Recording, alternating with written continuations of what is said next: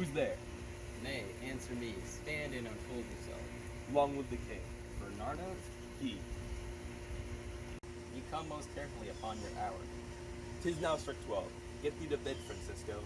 For this relief, much thanks. 'Tis bitter cold, and I am sick at heart. Have you had quiet guard? Not a mouse stirring. Well, good night. If you do meet Horatio, the rival of my watch, bid him make haste. I think I hear him. Stand, Cove. Who is there? Friends to this ground. And liegemen to the Dane. Give you good night. Oh, farewell, honest soldier. Who has relieved you? Bernardo, hath 'tis my place. Give you good night. This thing appeared again tonight? I have seen nothing.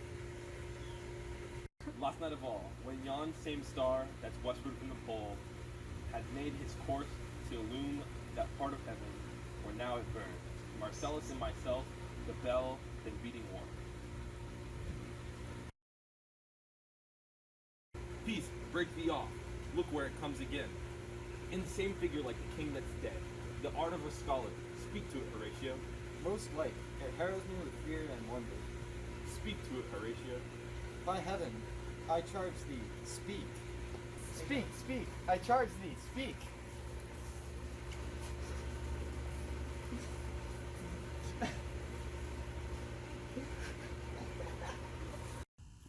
Let us impart what we have seen tonight unto young Hamlet. Let's do it, I pray, and I this morning know where we shall find him most convenient.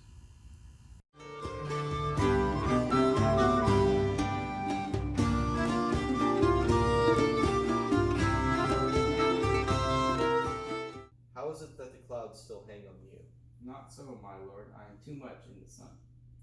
Good Hamlet, cast thy nighted colour off, and let thine eye look like a friend on Denmark, and do not forever with thy veiled lids. Seek for thy noble father in thy dust. Thou knowest this common all lives must die, passing through nature to eternity. Ay, madam, it is common. If it is, why seems it so particular with thee?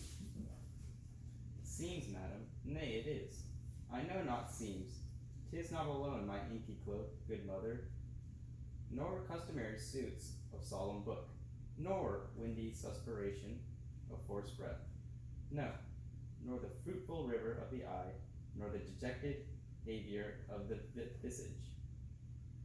Together with all forms, moods, shapes of grief, that can denote me truly. These indeed seem, for they are actions that a man might play. But I have that within which passes show. These but the trappings and the suits of woe. Let not thy mother lose her prayers, Hamlet. I pray thee, stay with us. Go not to Wittenberg. I shall in all my best obey you, madam.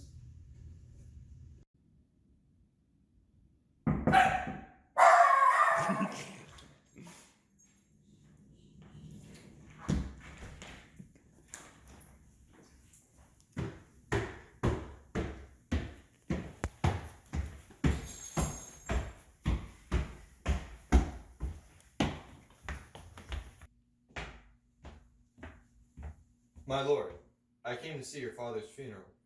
I prithee, do not mock me, fellow student. I think it was to see my mother's wedding. Indeed, my lord, it followed hard upon. Thrift, Horatio. The funeral baked meats and did coolly furnish forth the marriage tables. Would I have met my dearest foe in heaven, or ever had I seen that day, Horatio? My father. Methinks I see my father. Mixed together had these gentlemen, Marcellus and Bernardo, on their watch, in the dead wasted middle of the night, been thus encountered a figure like your father. Form of the thing, the apparition comes. I knew your father, these hands are not more like. But where was this? My lord, upon the platform where we watch. Did you not speak to it? My lord, I did, but answer it made none. Yet once methought it lifted up its head and did address itself to motion, like as it would speak, but even the morning cock crew loud, and at the sound it shrunk in haste away and vanished from our sight. My father's spirit, in arms. All is not well. I doubt some foul play. Would the night was come, till then, sit still, my soul. Foul deeds will rise, though all the earths o'erwhelm them to men's eyes.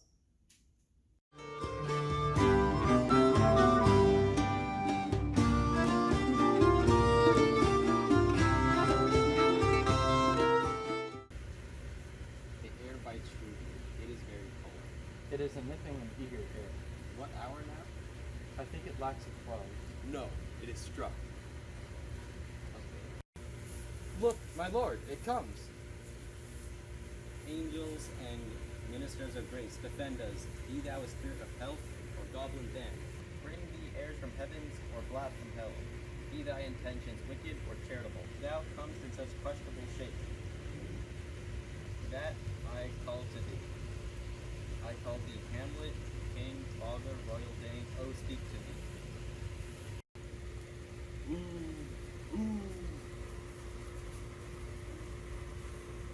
It beckons you to go away with it, as if some impartment it did desire to you alone.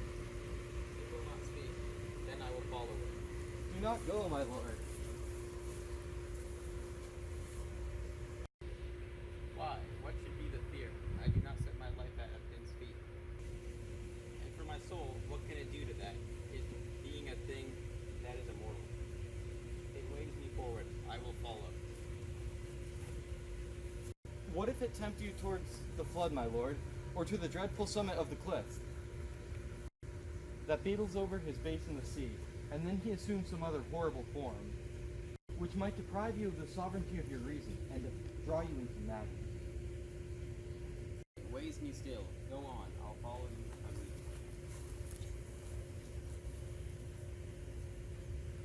Leave me speak. I'll go no further. Mark me. I will. My hour has almost come, when I must, to sulphurous and tormenting flames, must render up myself.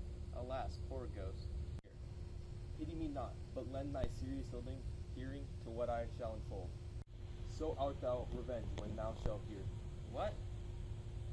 I am thy father's spirit, doomed for a certain term to walk the night, and the day confined to fasting fires. But this ever thy dear father loved. Oh God. Revenge is foul and most unnatural murder. Murder? Murder most foul, as in the best it is, but this most foul, strange, and unnatural. Haste me to know it. That I, with wings as swift as meditation, or the thoughts of love, may sweep to my revenge. Serpent that did sting thy father's life, now wears his crown. Oh, my prophetic soul, my uncle. That incestuous, adulterate beast, with witchcraft of his wits, with traitorous gifts. Within my orchid, my custom always within the afternoon. On my secure hour, thy evil stole, with juice of cursed Habona in a bottle, in a vial. But howsoever thou pursues this act, taint not thy mind, nor let thy soul contrive against thy mother aught.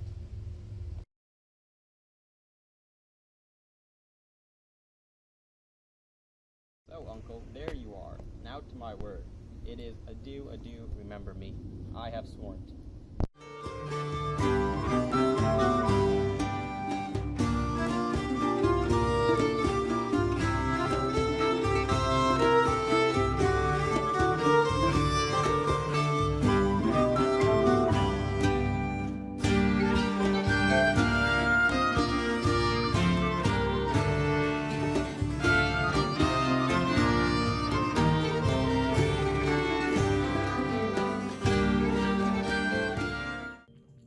Okay, so in your playing of Hamlet, what key choices in tone and depiction of scenes did you choose?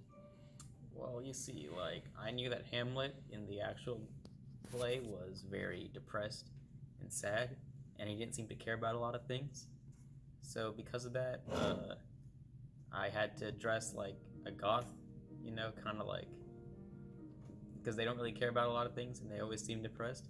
And see, you might think my acting was kind of I didn't care that much, but that's because Hamlet doesn't actually care that much in real life. It's not because I don't really care about acting. Very interesting. Hello, Claudius. I was wondering, in your interpretation of the play Hamlet, what key choices did you make in the tone and pauses in voice and facial expressions? When I was playing Claudius, I decided to interpret him as cruel and vindictive, saying even after he had already killed Hamlet's father, he was still going to try to be cruel to Hamlet. So when I was speaking, I used the cruelest tone possible. My costuming was very aggressively styled, and overall, I kept that sort of cruel demeanor up the whole time. I'm here with the actor, that played Francisco in our interpretation of the play Hamlet, and I was wondering what key tone choices did you use throughout your representation of the character? So I knew that Francisco was a character who was very like obedient and didn't really do too many things he wasn't asked. And so I just I chilled, I was taking guard, I wasn't doing anything I wasn't supposed to. I was asking no, stand and unfold yourself, because I wanted to know who was there. I was protecting the castle. Put a lot of emotion into my lines because I know that Francisco cares a lot about the castle and the well-being of the royals. What do you think made your interpretation of the guards special? Well, I played the guard Bernardo and also Marcellus, but we merged both of them into sort of one character. First of all, because we didn't have the people capacity to be able to have them as two different characters, but also because these characters are so insignificantly different that they can be portrayed by one single person. So the entire time I just kept an obedient tone, and I tried to be slightly intimidating, wearing like a jacket, but both the characters are almost identical in their nature. When portraying Queen Gertrude, are there any specific considerations you made when portraying her tone or facial expressions? Well, first of all, in the scene where in the court where she was talking to Hamlet, I made it very clear that she was being very sympathetic and caring towards Hamlet, and she was trying to understand his point of view, even though she was kind of ignorant to how he was feeling. And then another key thing I did is we sat Gertrude on the couch next to Claudius, kind of off to the side, showing that she's a very subservient character, and she also just sat there sort of quietly while the people often discuss, and that sort of reflects her character as it is portrayed in the play. Hello, I'm here with Horatio from the interpretation of Hamlet, the play by Jacob Harrison, Dhruva Naidu, and Matthew Tave. And I was wondering if there was any key facial expressions and tones that you used throughout your interpretation of Horatio. Well, playing Horatio is almost like playing two separate characters, because he acted like a very different man when he was around Hamlet and when he wasn't. In scene 1, where he wasn't with Hamlet and only interacting with the guards and the ghost, he was much more scholarly, and I tried to play that. I used an inquisitive tone, and I was critical about the ghost and the guards. However, in scenes 4 and 5, with Hamlet, Horatio plays more of the role of a friend, trying to stop Hamlet from going with the ghost because he's concerned for Hamlet's well-being. In that, I used a much more caring tone and facial expressions, and I inserted pauses to make sure it was conveyed to the audience clearly how much Horatio cared for Hamlet. What key things did you take into account when portraying the ghost? Well, first of all, our initial actor for the ghost, he lacked the ability to coherently form sentences, and he was a dog named Oreo, and unfortunately we had to give him a budget cut and cut his salary, and due to that he went on strike, so I took on the new role of the ghost. And fortunately for me, I can form coherent sentences, and in all seriousness, in the ghost I portrayed a very frustrated and angry tone, especially when he was recounting his death towards Hamlet and thirsty for revenge, and I kept that a common theme of his demeanor throughout the entire recreation.